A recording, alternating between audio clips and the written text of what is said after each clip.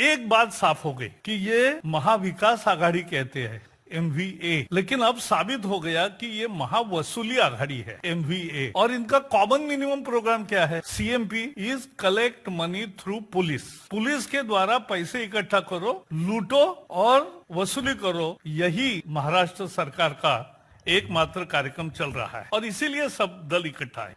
दुनिया में सब प्रकार लोगों ने देखा, लेकिन पुलिस ही बम रखती है ये कभी नहीं देखा। ये भी मुंबई ने देखा कि पुलिस ही गाड़ी जिसकी चोरी हुई ऐसी कंप्लेंट है वो ले जाते, उसी में बम रखते। तो पुलिस को बम रखते पहली दफा देखा। फिर जिसकी गाड़ी थी उसकी हत्या होती है, हत्या किस इरादे से हुई वो तो अब सामने आएगा। फिर सचिन वाजे का पत्र आया, पत्र में तो कोर्ट को दिया है और उसमें तो जो आरोप लगे हैं वो बहुत ही संगीन है। महाराष्ट्र के गृह मंत्री के बारे में उसमें लिखा है कि 1650 बार और रेस्टोरेंट से 3-3, 3.5 लाख रुपए वसूल करने का उन्होंने उनको बताया। So Shiv Sena and this government needs to answer many questions कि आपका कॉमन मिनिमम प्रोग्राम क्या है, लूट के सिवाय आपके यहाँ क्या चल रहा है। और इस लूट के लिए अगर आप सत्ता में आए हैं तो जनता को भी अपनी ताकत दिखानी पड़ती है। आप समझ लीजिए ये अलायंस चुनाव में जीतकर नहीं आया है।